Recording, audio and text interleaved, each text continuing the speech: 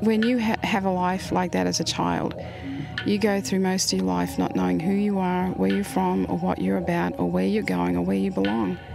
And that's taken me most of my life to try and get on the right track with that. Welcome to Verbatim. I'm Claudia Taranto. Today, the story of Carmel Middletent, an Aboriginal woman who now lives in California. I met her there when I went to a didgeridoo festival. She just happens to live right near where the festival's held each year. But she grew up in Brisbane. In 1957, when she was 6 months old, she was deposited in St Vincent's Orphanage, run by the Catholic Sisters of Mercy. I remember the big dormitories and a horse and all of us eating together and praying every day. We went to church every day. I think pretty much of it was good. I remember the one thing was they used to throw butter up on the ceiling.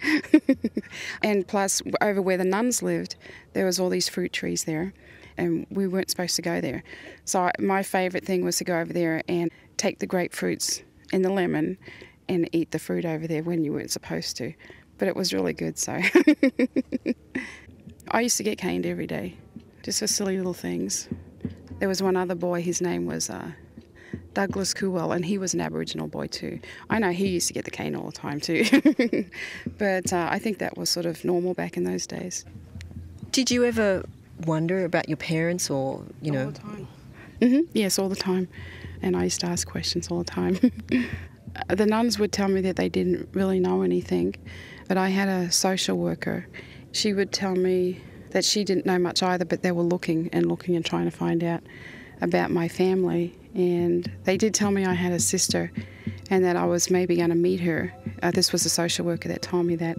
But every time there was a date set and a day, and I'd be ready waiting to meet my sister, it always fell through. It never came through. When she was 5 years old, Carmel was fostered out to a family in Warwick. I was really badly mistreated by the well, not by all the members of the family, but mainly the mother. Well, she used to beat me really bad every day, and she never gave me a bed to sleep in. I never had a seat at the dinner table because she'd make me stand in the corner every mealtime, and I never had no warm clothes for winter. And she'd have me out in the yard at 4 o'clock in the morning picking up leaves in the winter time when it's all frost and cold out there. So between never getting anything to eat and not having a bed to sleep in, it was pretty rough. And then I'd go to school and I'd be in trouble for something there that I never did. You know, that's how I was treated all the way around the whole time I was with that family. I remember that there was an elder daughter, the eldest one, her name was Margaret.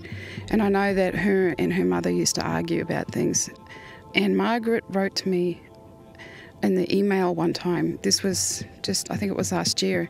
She didn't go into details about much, but she's just said one thing. She said that she wished that she could have adopted me or taken me and taken care of me, because she would have given me the love that I should have had and that she would have treated me right. But she said back in those days, that was just impossible for me to be able to do that.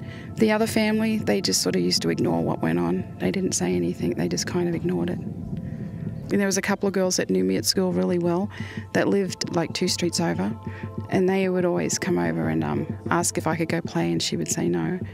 Things like that. But I ran away most of the time, so. Where did you run to?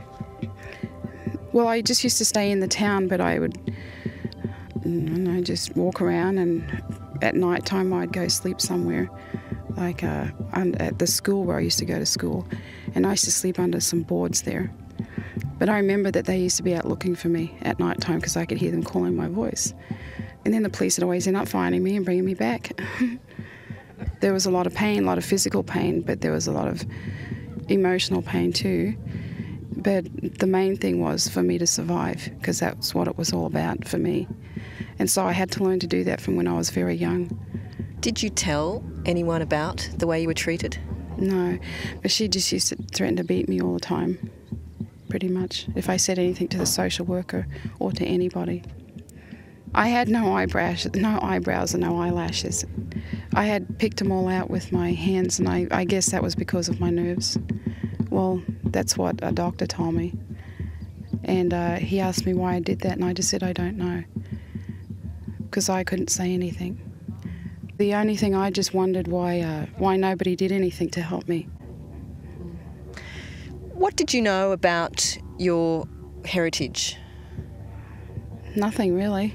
I didn't even know exactly what my real name was because the family that took me out of the orphanage, the name that they gave me was Trappy Morrison. In the orphanage they used to call me Trappy and Carmel, so I wasn't sure which name I was. But I think it was about when I was 12 or 13 that I realised my name was Carmel.